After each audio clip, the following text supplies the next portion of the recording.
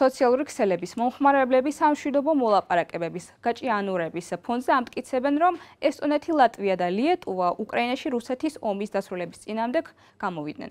პლატფორმა X-ზე გავრცელებულ ამ პოსტში ნათქვამია, რომ ბალტიისპირეთის ქვეყნები შიშობენ, რომ რუსეთის არმია მათ ქვეყანაში შეიჭრება, როგორც კი უკრაინაში ცეცხლის შეწყვეტას მიაღწევენ. კიდევ ერთ პოსტში საუბარია, რომ ბალტიის ქვეყნებს მიაჩნიათ თითქოს ცეცხლის შეწყვეტა მოსკოვის გადაიარაღებისთვის დროს მისცემს და რომ შემდეგ ყურადღებას გადაიტანს მათ საზღვრებსა და ნატოზე.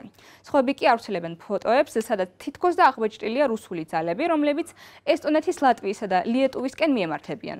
ამ სტარ ინფორმაციას, როგორც ჩანს, მარტის ბოლოს Financial Times გამოქვეყნებული ანგარიში უდევს საფუძვლად, რომ ბალტიისპირეთის ქვეყნებს თადოცვის მინისტრების განცხადებით ცეცხლის შეწყვეტა უკრაინაში მათი ქვეყნებისთვის საგრძნობლად გაზრდის უსაფრთხოებასთან დაკავშირებულ საფრთხეებს. ესტონეთის თადოცვის მინისტრმა ჰანუ პევკურმა Financial Times განუცხადა, რომ როდესაც უკრაინაში ომი დასრულდება, რუსეთი სწრაფად გადაანაწილებს ძალებს, რაც საფრთხის დონეს გაზრდის.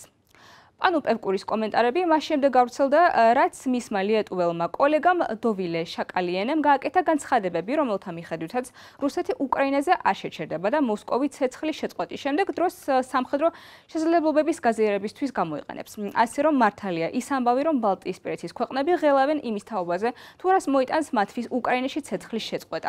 თუმცა მცდარი იქნება იმის თქმა, რომ ისინი ომის შეწყვეტას ეწინააღმდეგებიან. ესტონეთისა და ლატვიის საგარეო საქმეთა სამინისტროებმა ჩვენთან საუბარში უარყვეს სოციალურ ქსელებში გავრცელებული ინფორმაცია და განაცხადეს, რომ მათი ქვეყნები უკრაინაში მშვიდობის დამყარების ემხრობიან და ამასთანავე განაგრძობენ კიევის მხარდაჭერას.